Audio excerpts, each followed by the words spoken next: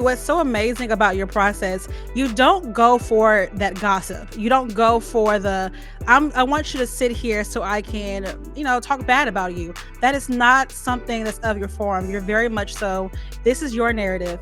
This is your testimony. You tell it to us.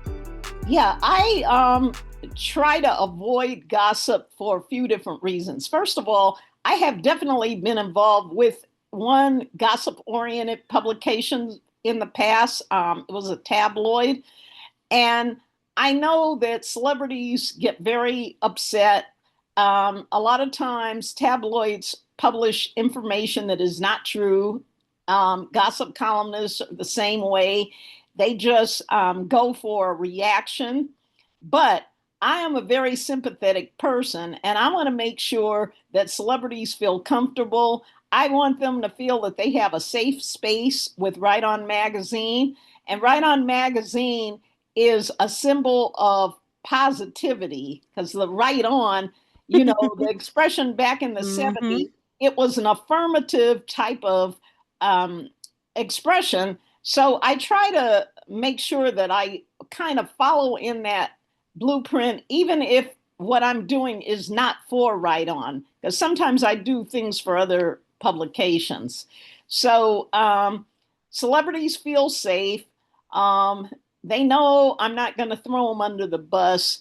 And one of the reasons why I don't think it's good to throw somebody under the bus, I want to be able to walk back through the door that I came through. I Mm-hmm. don't want people to say they don't want me somewhere. I don't want people trying to send me a snake in a box like they have with certain gossip columnists. I Yeah. want people to look at me and celebrate with me. So that is very important to me. And I do have a lot of friends that are in the gossip world. That's their realm, that's what they Mm. like to do. But a lot of them have regretted some of the interviews that they've done because they've made a lot of enemies. And it's Mm. not that deep. You don't need to go in on people and tear them apart. If there's something negative about the person, let that manifest for itself. You don't have to be the one to throw the person under the bus. You're absolutely right.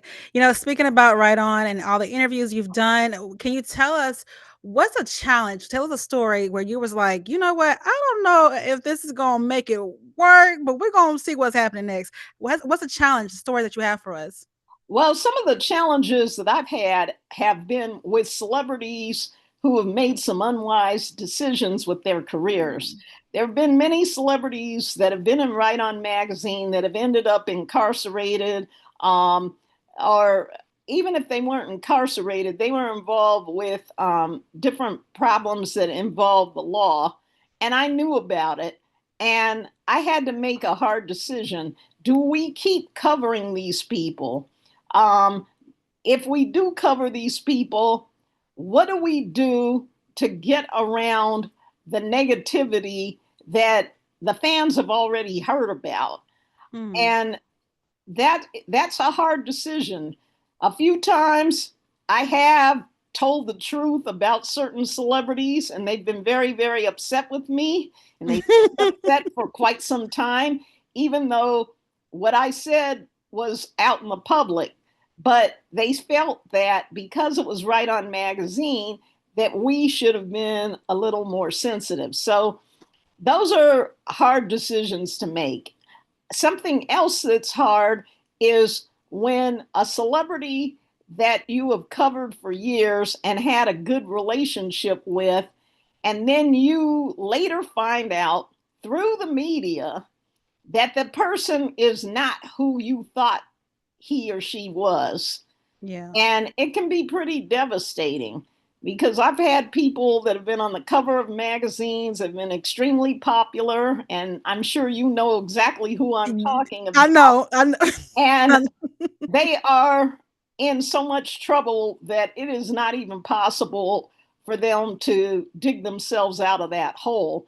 But they never showed that sign to me, that side to me. I saw the nice side.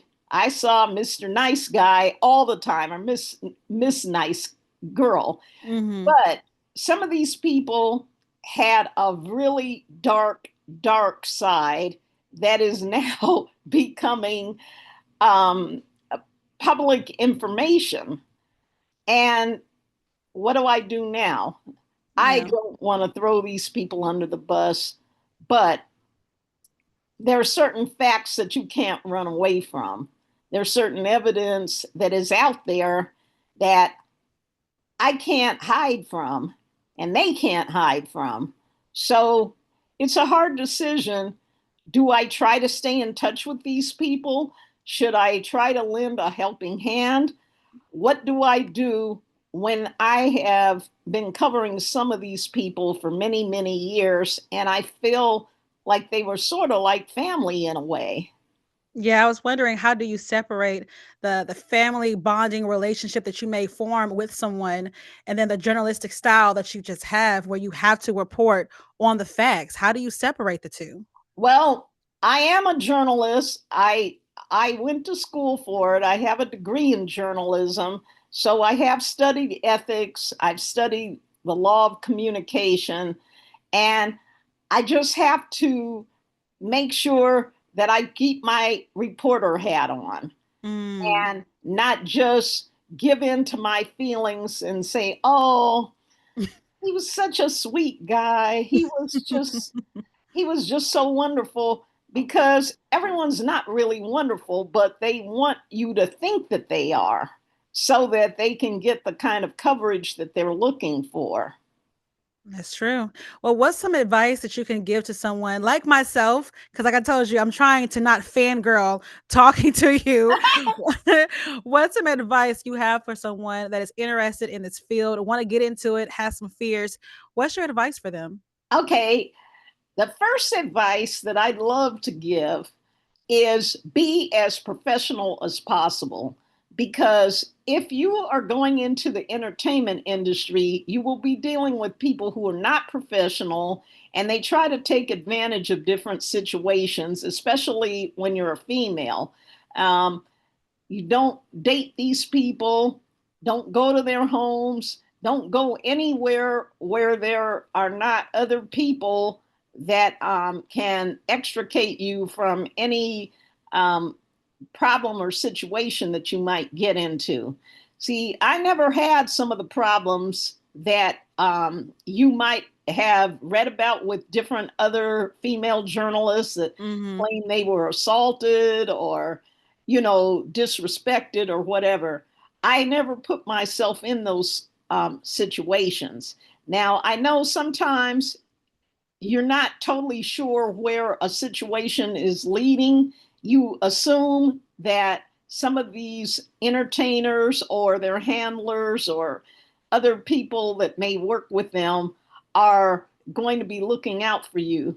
But you cannot take that kind of chance.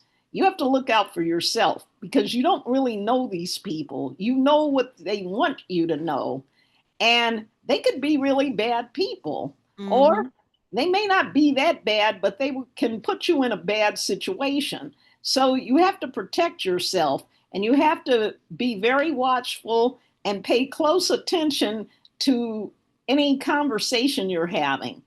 And don't fall for the flattery, because the same line that they'll use on you saying, "Oh, you're gorgeous, you're this, that," do you realize how many people they say that same thing to the Hmm. exact same way? It could be thousands, it could be hundreds of thousands, actually. So if somebody tries to flatter you a lot and everything, you can just smile, say thank you, and keep it moving.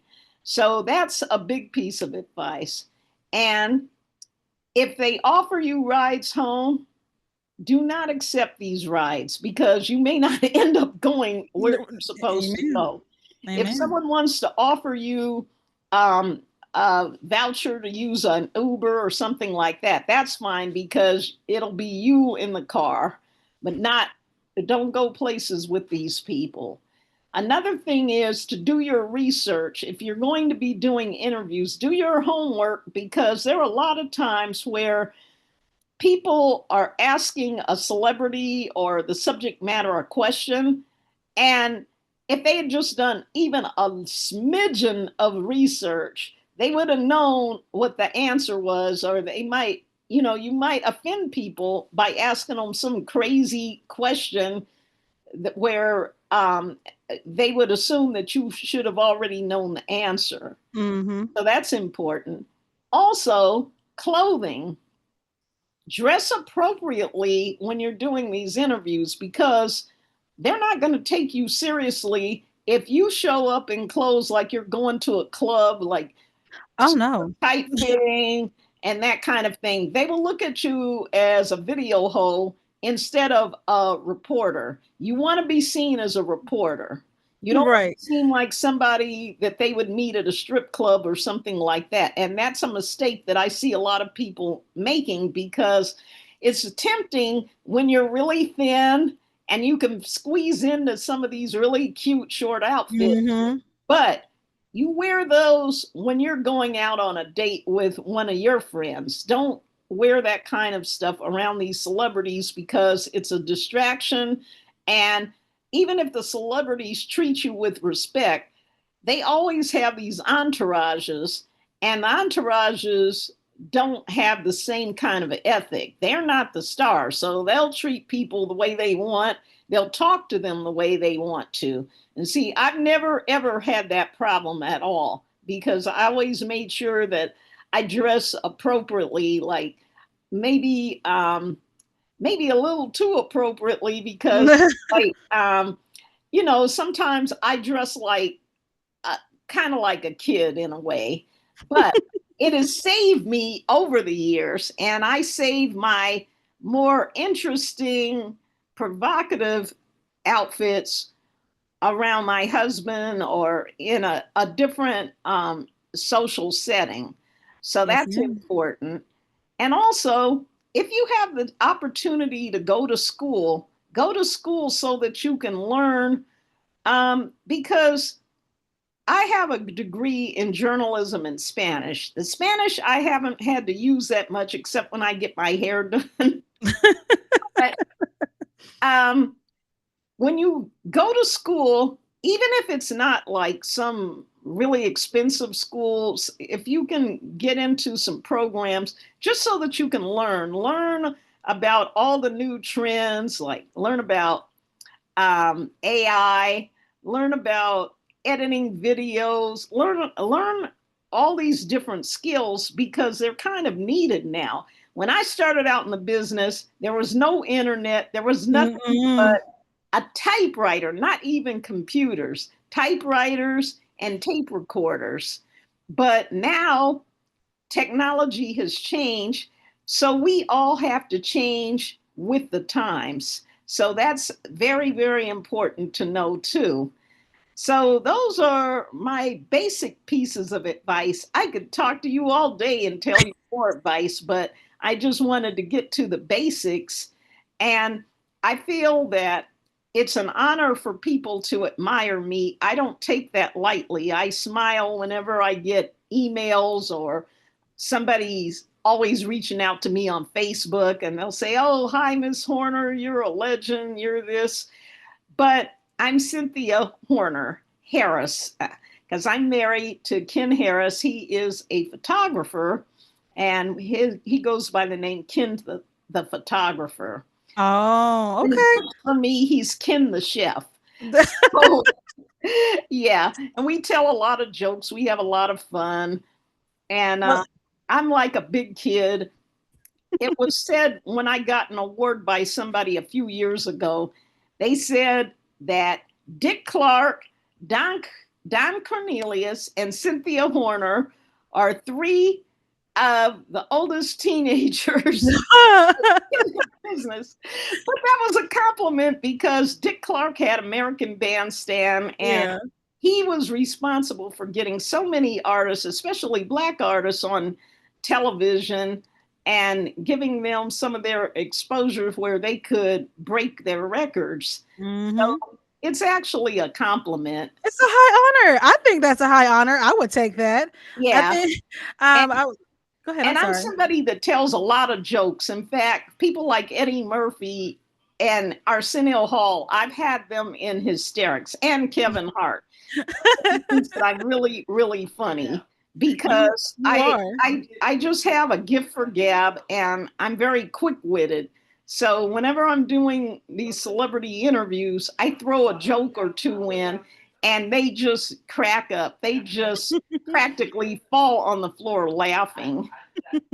Well, I know that from the interviews with the artists to doing everything, you leave a great impression. You honestly, like I said to you before, have made my world go around today. Just speaking to you is a high honor.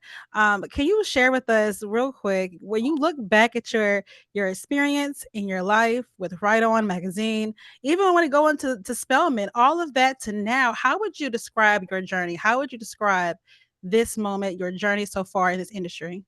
Well, my journey has been kind of difficult. Getting the job at Right On was very easy. Keeping the job was easy too. But now my family owns Right On and Right On Digital, which is the companion, and that's hard work. I have to make a lot of decisions. I have an internship program through the city of New York. So every summer, I have several interns that work with me. And it's a lot of responsibility trying to teach them and give them guidance. But along the way, I realize that it is important to give back. It is Mm. important to leave a blueprint so that other people can follow it. And it is my honor to know that there's so many people out there that want to be me.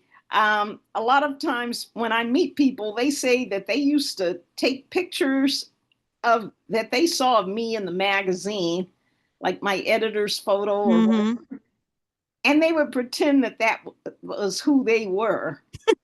And I actually think that's kind of good because there was a person back in the day that I felt that same way about, and that was Alex Haley, Mm. because he co-authored the autobiography of Malcolm X, and that was the first book that I ever read that was authored by a black person. And I said, one day I want to be like Alex Haley, and one day I would love to meet him. And I actually did get to meet him before he died. Oh, And wow. that was, when I got to shake his hand, just like somebody else would shake a celebrity's hand, I was just in awe because I said, you did that book and then you authored Roots. It took you 12 years to get the book written, but you did. And now everybody knows that they can look up their ancestors, trace their roots all the way back to Africa because of Alex Haley. Well, So, as you shook his hand, it's crazy. You shook his hand and you're like, "This is a moment for me now. It's the right, moment for right. us." Right. And over the years, it has been my honor to meet so many people that were like heroes to me, heroes and sheroes, like Diana Ross. I always wanted to be like Diana Ross when I would see pictures of her in Ebony magazine or see her on TV performing with the Supremes. I like those long gowns and Oh, wigs yes. and everything. And when I got to meet Diana Ross, I told her how much I admired her, and she was so kind and so nice. And then later on in life, I got to meet her daughter, Tracy Ellis Ross, and I told her that I was such a big fan of her mom's. And then she said, "You know what? You kind of resemble her." And I almost fell on the floor. I'm like, "Oh my gosh, I have reached the mountaintop. Somebody feels that I look like Diana Ross." and and for a joke, sometimes I tell people I'm the Diana Ross of journalism because Yes, I if love I have to it. get dressed up, I go all out. I have all kinds of makeup artists I like to work with, so they make sure that I look super glamorous when I go somewhere important. Mhm. I will at the Living Legends Foundation. So you're gonna dress up, dress up. I'm already preparing my look and my acceptance Ooh. speech. Yes, so people are going to be amazed when they see me on the red carpet. And I just really want to thank the Living Legends Foundation and Cafe Mocha and Sheila Eldridge, who is the founder of Cafe Mocha, has been a friend for decades. And I am the godmother of her son. Oh, I did not know that. Yeah, a lot of people don't know that, but they'll find out when I make my speech. Well, it is a like I said before, it's a high honor for us to have you, and, I know that when it comes to this ceremony, when it comes to this night, it's gonna be a night to remember, a night to, of course, see the looks, of course, what you're gonna bring, but also to honor so many different women who have broke barriers, definitely paved the way for other people like myself, thank you so much, and, have done all that they could do and even more in this field to leave a mark. Thank you so much for not Well, just even thank leaving a mark, you. but a footprint that's gonna be forever.